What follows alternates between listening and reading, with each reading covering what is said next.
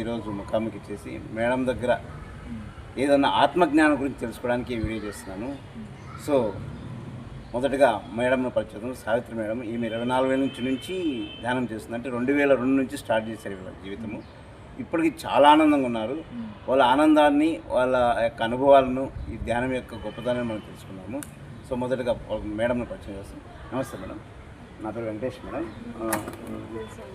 Madam చెప్పండి madam, మీరు ధ్యానానికి ఎలా వచ్చారు?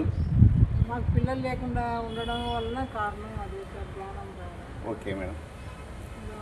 అది పిల్లలు లేరని బాధ లేదు నాకు. ధ్యానం వచ్చిన తర్వాత పిల్లలు లేరని ధ్యానానికి వచ్చినాక ఆ బాధ లేదు. ఓకే, అందరూ నా పిల్లలే అనుకున్నాను. ధ్యానం, ధ్యాన ప్రచారం పల్లెలన్నీ తిరుగుతారు సార్. ధ్యాన ప్రచారం ఎక్కడ పిరమిడ్ కట్ట అని సాయం మాకు పత్రిసార్తో ఎన్నోసార్లు పత్రిసార్తో తిరిగి ధ్యాన ప్రచారం చేశాను.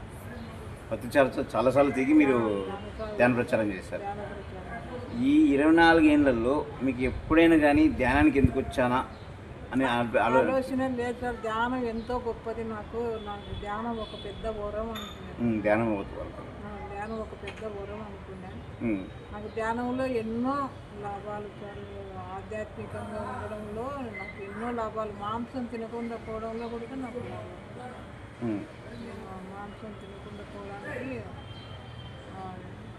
ఎక్కువ పోయింది అన్నం. చెప్పండి మేడం, ఇప్పుడు ధ్యానం అంటున్నారు. ధ్యానం వల్ల అన్ని ఉపయోగాలు ఉన్నాయా? అన్ని ఉపయోగాలు మేడం, మీకు కలిగిన ఉపయోగాలు ఏంటి? మీరు ఎవరికైనా ధ్యానం నేర్పించారా? అది కొంచెం చెప్పండి. మీకు అనుభవాలు, ధ్యాన అనుభవాలు చెప్పండి. ధ్యాన అనుభవం అంటే నాకు, నేను ధ్యానంలో కూర్చుంటే నాకు అన్నీ మంచిగా కనపడేది సార్. ధ్యానం బుద్ధ పిరమిడ్కి పోయినప్పుడు నేను ఎక్కడో ఏ జన్మలోనో చిన్న పిల్లల్ని అందరూ పెట్టుకొని ధ్యానం చేస్తున్నాను. ఒక జన్మలో అట్లా కొన్ని మాట్లాడా నాకు. తర్వాత నేను ఇట్లా బుక్ చదువుకోకుండా ధ్యానంలో కూర్చుంటే నాకు అక్షరాలన్నీ ఇట్లా పోయేది. ఏంటంటే నేను బుక్ చదువుకోలేదు, అక్షరాలు నా ముందు పోతున్నాయి. కళ్ళు మూసుకున్నా కూడా మీకు ఆ బుక్లో ఉండే అక్షరాలన్నీ మీకు కనపడతాయి, మీ ముందు వెళ్ళిపోతుంటాయి. అంటే దానికి ఏ ముందు ఇన్ఫర్మేషన్ పోతుంది మీకు. ఎందుకబ్బా నేను కళ్ళు మూసుకునే కదా. ఆ అక్షరాలు లోపల ఉంటాయని, లోపల కరెక్ట్గా ఉన్నాయి మేడం. ఆ అక్షరాలు లోపల ఉంటాయా?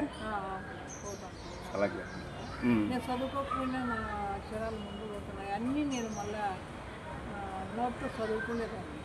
ఆ అక్షరాలు నేను కళ్ళు మూసుకునే నాకు అక్షరాలు ఎట్లా కనపడుతున్నాయి. ఇది ఒక విచిత్రం కాదు, అద్భుతం. అది ధ్యానం వల్ల కలిగిన అద్భుతం. అది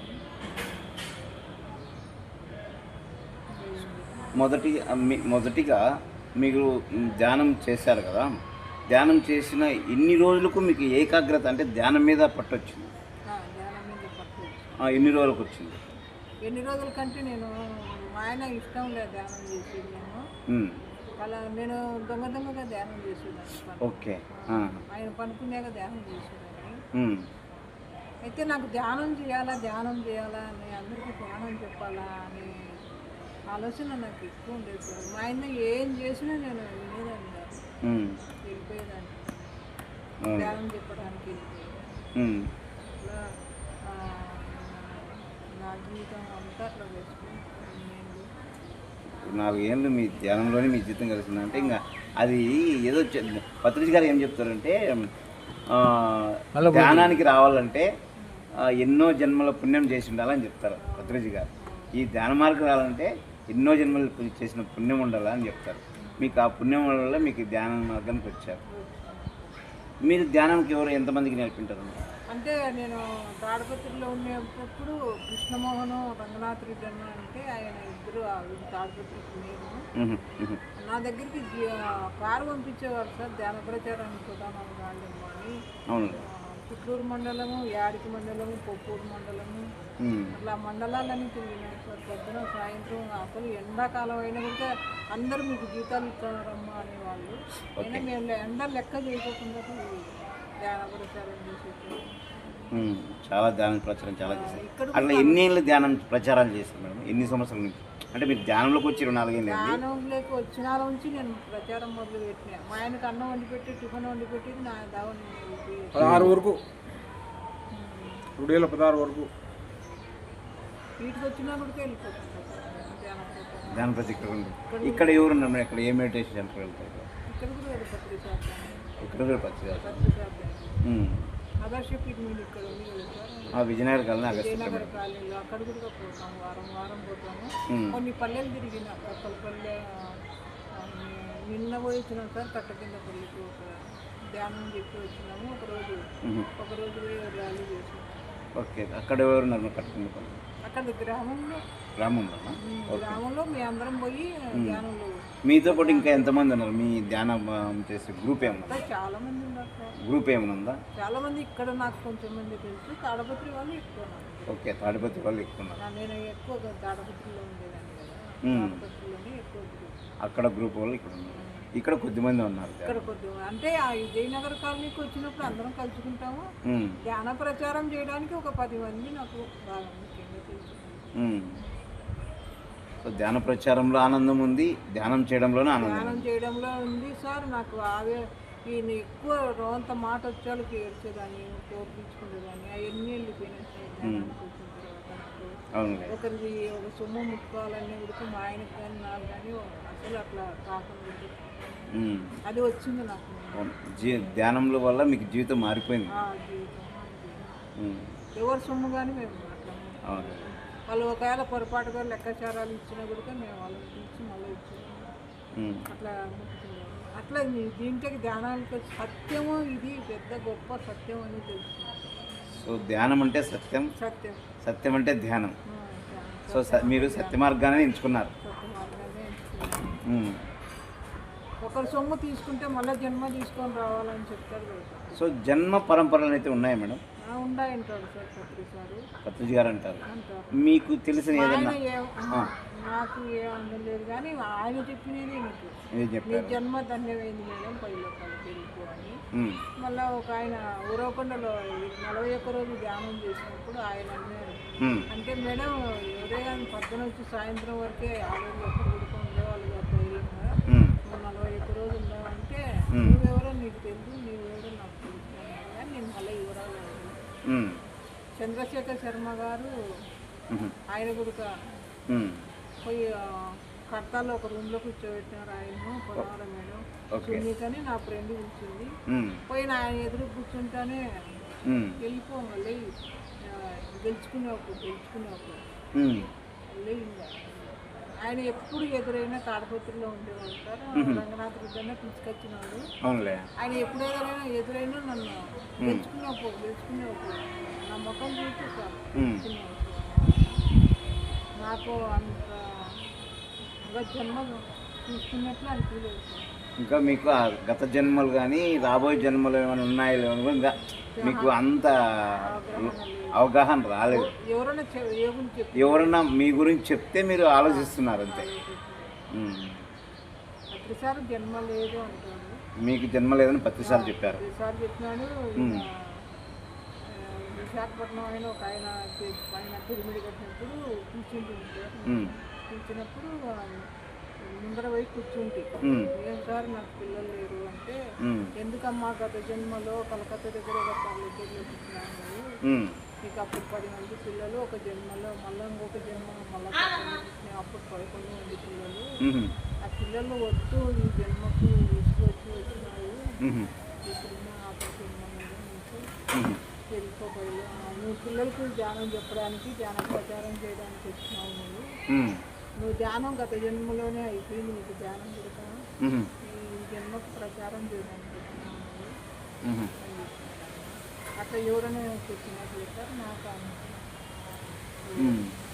సో వేరే గురువు గారు చెప్పారు. గురువు గారు నీకు ఈ జన్మ ఓన్లీ మీ ప్రచారానికి మాత్రమే, పోయిన జన్మలోనే మీరు ధ్యానం చేశారు. అయిపోయింది. పిల్లలు వద్దనుకొని వచ్చినావు మేడం నేను. ఉమ్. మళ్ళీ ఈ జన్మకు పిల్లలు అంటే ఎట్లా వస్తారు? అవునులే అవునులే. చిన్నపిల్లలకు ధ్యానం చెప్పి ధ్యానం ప్రచారం చేయి పిల్లలు కట్టడానికి వచ్చినావు అని. ఉమ్. ఓకే దానికి ఇప్పుడు మా మా ఛానల్ యొక్క ఉద్దేశం ఏంటంటే ఇప్పుడు ధ్యానం గురించి తెలియని ఎవరైనా ఉంటారు, వాళ్ళకు మీరేం చెప్తారు? ధ్యానంలోకి రావాలంటే వాళ్ళు ఏం చేయాలి? ధ్యానం కళ్ళు మూసుకొని మెడిటేషన్ చేస్తే సార్ మనకు అన్నీ ఉమ్. మనకి ఏం కావాలనుకుంటే అవుతాయి సార్. మీకు నాదే ఉంది, ఉమ్.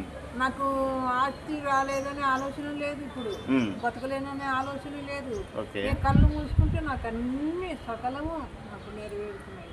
సకలము మీకు ఏదన్నా నెరవేరుతున్నాయి. ఏదన్నా కానీ ఉమ్. నెరవేరుతుంది. మీరు కోరుకోవడంబడే వస్తున్నాయి. వస్తుంది సార్. సో ధ్యానం చేయాలా, ఉమ్. మౌనంగా ఉండాలా సార్. నేను వారానికి ఒక రోజు మౌనం ఉంటా, ఓకే. ఎక్కువ మాట్లాడను, మౌనం ఉంటే ఎక్కువ. ఉమ్. ఎవరిని దూషించకుండా ఎవరిని ఆలోచన చేయకుండా ఉంటే మనం ఉమ్. మనం ఆధ్యాత్మికంలో ఎదిగినట్టు అని నాకు అనిపిస్తుంది. పత్రిసారి నేర్పించినారు కదా, మౌనంగా ఉండండి, మౌనంగా ఉండండి. అవును, వారానికి ఒకసారి మౌనంగా ఉండమని చెప్పారు పత్రిసారి. పత్రిసారికి ఆత్మ ప్రణామాలు. ఆమెకు అందరికీ కృతజ్ఞతలు చెప్పాలి. పత్రిసారి వల్లే మనకి ఈరోజు ధ్యానం గురించి ప్రచారం చేసి దాదాపు 35 సంవత్సరాల నుంచి ఆయన నిర్విరామంగా ఈ ధ్యాన ప్రచారం చేసి ఎంతో కోట్ల మందికి ఇన్స్పైర్ అయ్యి ఇప్పుడు సూక్ష్మ రూపంలో మన చుట్టూ ఎక్కడో చోటు తిరుగుతుంటారని చాలామంది నేను ఇంటర్వ్యూ చేసే ప్రతి ఒక్కరు చెప్తారు.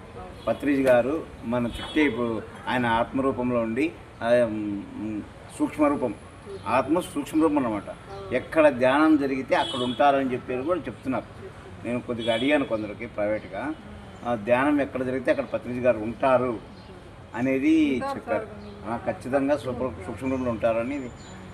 ఆయన జన్మ కూడా ధ్యానం గురించి ప్రచారం కోసం వచ్చారు, ధ్యానం ప్రచారం చేశారు. ఆయన కర్తవ్యం, అది ఆయన పని అయిపోయింది. అంటే ఆయన ఏదైతే కర్తవ్యం అనుకున్నాడో అది అయిపోయింది కాబట్టి ఆయన మనం వదిలేసి వెళ్ళిపోయాడు. సో ఇప్పుడు కూడా ఆయన చుట్టూ ఉంటాడని చెప్తున్నారు అనమాట. చెప్తున్నారు. చాలా మందికి కనపడినాడు అంటే సార్, బాగా ధ్యానం చేసి వాళ్ళకు కనపడినాడు. అంటే వాయిస్ ప్రకారం కనపడినాడా లేదంటే ఎట్లా? చిన్నపిల్లలు మాత్రం కనపడినాడని అంటారు, కానీ నేను విన్నే అంతవరకే. నేను ఏదన్నా మార్గం చూపిస్తారు. ఇప్పుడు ధ్యానానికి రావాల్సిన సూచనలు ఏంటంటే, ధ్యానం వల్ల మీకు కలిగిన మెయిన్ ఉపయోగం ఏంటి చెప్పండి మేడం? ఒక్కరు లాస్ట్ మీకు ధ్యానం వల్ల ఏం జరిగింది? ధైర్యం వచ్చింది సార్, ధ్యానం వల్ల ధైర్యం వచ్చింది. ఓకే.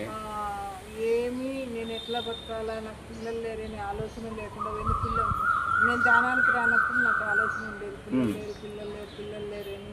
ఓకే. ఇప్పుడు ధ్యానానికి వచ్చినాక ధైర్యం వచ్చింది, ఆ పరమాత్ముడు నన్ను అన్ని చూసుకుంటాడు, ధైర్యం వచ్చింది, ఆత్మవిశ్వాసం వచ్చింది, ధ్యానం చేసి అంతా ఆయనే చూసుకుంటారు అని వచ్చింది సార్. నాకు ఎవరి మీద కానీ నాకు అసూయ లేదు, అంతా నేను ప్రేమగా చూసుకుంటాను. మీలో ఉండే షడ్వర్గాలన్నీ పోయినాయి అంటారు. మీరు ఉండే షడ్వర్గాలన్నీ పోయి మా ఇంటికి ఎవరన్నా కానీ వచ్చి నేను అతిథిగా, ఎవరన్నా కానీ పిల్లోడు కానీ ఎవరన్నా కానీ లేదనకుండా అన్నం వండి చేస్తాను. నాకు అది ఒక గొప్ప వరం సార్. ప్రతిసారి ఏం చెప్పినాడంటే, మీ ఇంటికి వచ్చి ఎట్లయితే వాడు కానీ మీరు అతిథిగా ప్రేమించి అన్నం పెట్టాలని చెప్తారు. అది ఒకటి నేర్చుకున్నాను. ఓకే. ధ్యానానికి వచ్చినాక అవన్నీ వస్తాయి సార్ మనకు. ధ్యానంలోకి వస్తే ఖచ్చితంగా ఆ హెల్పింగ్ నేచర్ అనేది ఖచ్చితంగా వస్తుంది అంటే.